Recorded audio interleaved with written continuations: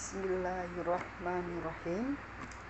Raditu billahi rabba wa bil islami dina wa bi Muhammadin nabiyya wa rasulah. Assalamualaikum warahmatullahi wabarakatuh.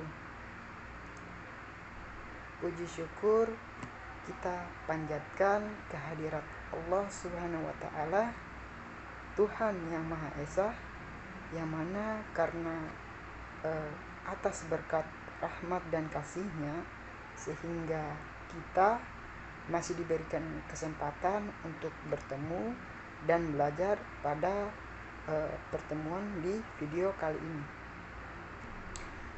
Salawat serta salam kita haturkan kepada Nabi kita, Nabi Muhammad SAW beserta keluarga dan kerabatnya, karena atas perjuangannya lah sehingga kita bisa sampai pada zaman yang terang benderang seperti pada waktu ini. Perkenalkan, nama saya Fandi Adrianto, mahasiswa Fakultas Ekonomi Prodi Akuntansi Universitas Muhammadiyah Maluku Utara. Nah, pada kesempatan kali ini, teman-teman,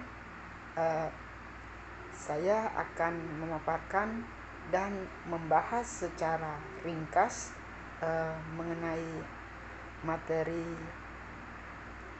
akuntansi keuangan media 2 yang berbicara tentang kebijakan akuntansi, perubahan estimasi akuntansi dan kesalahannya. Secara singkat, padat dan jelas. Baik teman-teman, langsung saja kita mulai. Mari kita lanjutkan.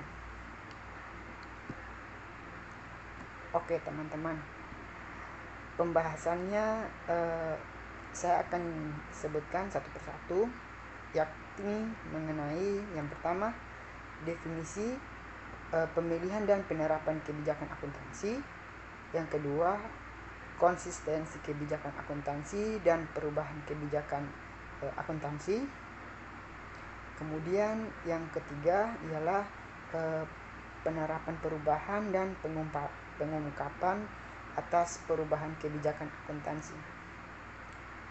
Kemudian yang keempat yakni definisi perubahan estimasi akuntansi serta pengungkapan perubahan estimasi akuntansi. Dan yang terakhir yang kelima yakni definisi juga dan pengungkapan kesalahan periode lain. Kita akan membahas mengenai definisinya, lalu pemilihan dan penerapan kebijakan akuntansi.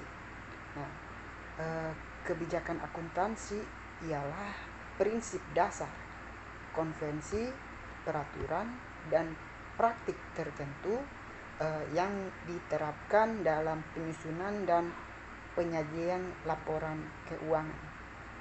Dalam hal ini tidak ada PSAK yang secara spesifik berlaku untuk transaksi, peristiwa, atau kondisi lain.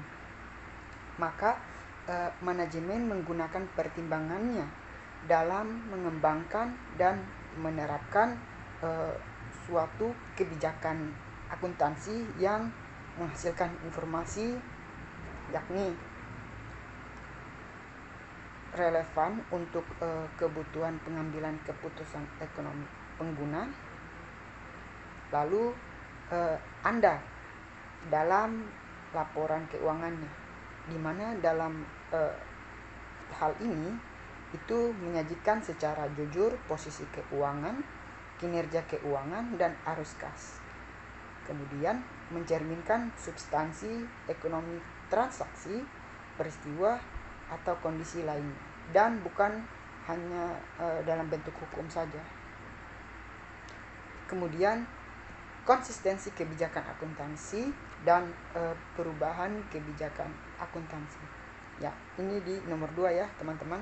Nah, entitas memilih dan menerapkan kebijakan akuntansi secara konsisten untuk transaksi, peristiwa, dan kondisi lain yang serupa kecuali suatu PSAK secara spesifik mengatur atau mengizinkan pengelompokan pos-pos dengan kebijakan akuntansi yang berbeda, yang dalam hal ini tepat gitu. Kemudian entitas mengubah suatu kebijakan akuntansi hanya jika perubahan tersebut yakni diisyaratkan oleh suatu PSAK atau menghasilkan laporan keuangan yang memberikan informasi yang andal dan lebih relevan tentang dampak transaksi, peristiwa atau kondisi lainnya terhadap posisi keuangan, kinerja keuangan, atau arus kas entitas. Kemudian berbicara tentang kebijakan akuntansi. Kebijakan akuntansi yang sama diterapkan pada setiap periode dan dari suatu periode dengan periode berikutnya gitu. Kecuali suatu perubahan kebijakan akuntansi memenuhi 2 kriteria di atas yang tadi saya sebutkan ya teman-teman. Nah, yang bukan merupakan perubahan kebijakan akuntansi ialah yang pertama, penerapan suatu kebijakan akuntansi untuk transaksi, peristiwa atau kondisi lainnya yang berbeda secara substansial daripada yang terjadi sebelumnya. Kemudian yang keduanya, penerapan suatu kebijakan akuntansi baru untuk transaksi, peristiwa atau kondisi lainnya yang tidak pernah terjadi sebelumnya atau tidak material.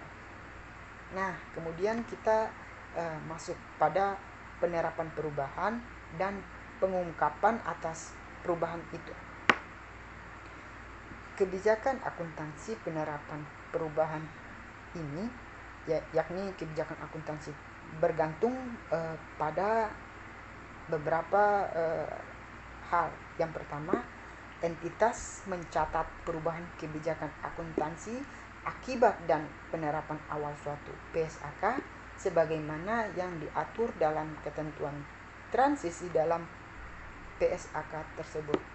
Nah, lalu jika entitas mengubah kebijakan akuntansi untuk penerapan awal dari suatu PSAK yang tidak mengatur ketentuan transisi untuk perubahan tersebut atau perubahan kebijakan akuntansi secara sukarela, maka entitas menerapkan perubahan tersebut secara retrospektif. Lalu teman-teman, kita beranjak pada pembahasan yang selanjutnya, yaitu tentang jenis penerapan perubahan kebijakan akuntansi, yang dimana jenis penerapan ini ada beberapa yang akan saya sebutkan. Nah, yang pertama yakni penerapan retrospektif tadi, yaitu penerapan kebijakan akuntansi baru untuk transaksi, peristiwa, dan kondisi lainnya seolah kebijakan tersebut telah ditetapkan sejak awal transaksi. Nah, kemudian penerapan prospektif yakni di mana penerapan ini berdampak perubahan kebijakan akuntansi yang baru untuk transaksi, peristiwa, dan kondisi lainnya yang terjadi setelah tanggal perubahan kebijakan tersebut. Adapun entitas untuk mengungkapkannya, yakni yang pertama judul PSAK, kedua fatwa perubahan kebijakan akuntansi dilakukan sesuai dengan ketentuan transisinya ketika dapat diterapkan. Lalu sifat dan penibahannya kebijakan akuntansi. Seterusnya tentang penjelasan ketentuan transisi ketika dapat diterapkan. Lalu berikut ketentuan transisi yang mungkin memiliki dampak pada periode mendatang ketika transisi itu, maksud saya entitas itu dapat diterapkan.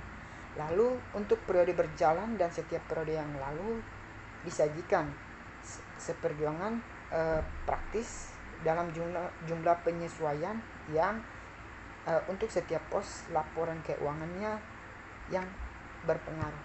Kemudian laba per saham dasar dan entitas. Jika SAK 56 itu laba per saham diterapkan atas entitas. Kemudian jumlah penyesuaian terkait dengan periode-periode sebelum periode tersebut disajikan sepanjang praktisnya. Kemudian jika penerapan retrospektif tidak praktis untuk suatu periode lalu atau periode-periode sebelum periode tersebut disajikan, maka keadaan yang mendorong keberadaan kondisi itu dan penjelasan bagaimana dan mula kapan perubahan kebijakan akuntansi itu diterapkan. Nah, sekarang kita akan masuk pada pembahasan mengenai definisi pengungkapan perubahan estimasi akuntansi, yakni di mana akuntansi merupakan estimasi yang dapat mempengaruhi elemen dalam laporan keuangan yang sudah mungkin teman-teman ketahui.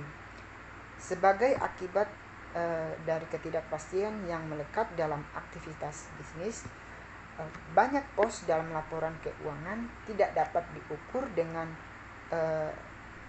tepat, tetapi hanya dapat diestimasikan. Estimasi mungkin diperlukan untuk beberapa hal. Yang pertama, piutang tidak tertagih. Kedua, persediaan yang usang. Ketiga, nilai wajar aset keuangan atau liabilitas keuangan. Yang keempat, umur manfaat dari atau ekspektasi pola konsumsi dari manfaat ekonomi masa depan yang melekat pada aset tersebut. Kemudian yang kelima, kewajiban garansi berupa dampak perubahan estimasi akuntansi dalam laporan laba rugi, yang dimana di dalamnya itu yang pertama ada periode perubahan jika dampak perubahannya hanya pada periode itu, lalu periode perubahan dan periode mendatang jika perubahannya berdampak pada keduanya. Nah, sekarang apa itu entitas yang mengungkapkan sifat dan jumlah perubahan estimasi akuntansi?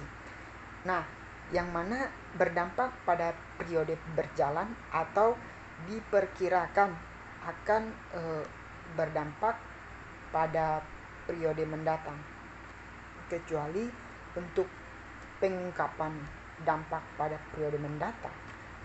Nah, ketika tidak praktis untuk mengestimasi dampak tersebut. Nah, jika jumlah dampak pada periode mendatang tidak diungkapkan karena estimasinya tidak praktis begitu, maka entitas mengungkapkan fakta tersebut. Nah, teman-teman, sekarang kita akan masuk pada bagian terakhir, yakni tentang definisi kesalahan dan pengungkapan kesalahan periode lain, di mana kesalahan ini dapat timbul dalam pengukuran, penyajian atau pengungkapan unsur laporan keuangan.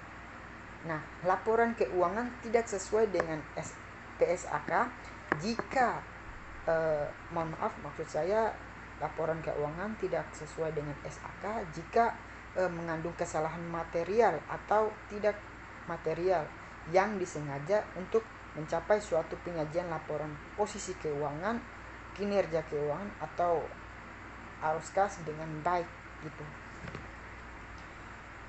Potensi kesalahan periode berjalan yang ditemukan pada periode tersebut dikoreksi sebelum laporan keuangan diselesaikan atau dilaporkan begitu.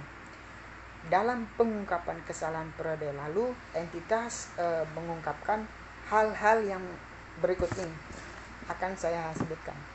Nah, yakni entitas mengungkapkan sifat dan kesalahan periode lalu, kemudian jumlah koreksi untuk setiap periode sajian sepanjang praktis, yakni di mana di dalamnya terdapat pos-pos laporan keuangan yang terpengaruh dan laba per saham dasar yang diilusiankan.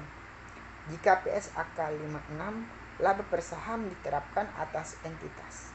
Nah, jumlah koreksi pada awal periode sajian paling awal jika penyajian kembali retrospektif tidak praktis untuk suatu periode lalu tertentu, keadaan yang membuat keberadaan kondisi itu dan penjelasan bagaimana dan sejak kapan kesalahannya telah dikoreksi. Oke teman-teman, mungkin sedemikian pembahasan kita mengenai materi mata kuliah akuntansi keuangan Madya 2 yang berbicara tentang kebijakan akuntansi, perubahan estimasi akuntansi dan kesalahannya. Sedemikian yang dapat saya sampaikan pada video kali ini. Kalau ada pemaparan isi materi, penulisan serta perkataan yang membingungkan, salah dan kurang dimengerti oleh teman-teman, mohon dimaafkan serta mungkin boleh teman-teman koreksi. Harapan saya melalui pembelajaran pada video materi mata kuliah kali ini dapat memberikan kesan serta manfaat yang baik bagi kita semua. Terima kasih saya ucapkan atas perhatian teman-teman sekalian yang sudah mengikuti video ini. Akhir kata saya ucapkan billahi fisabil haq fastabiqul khairat. Assalamualaikum warahmatullahi wabarakatuh.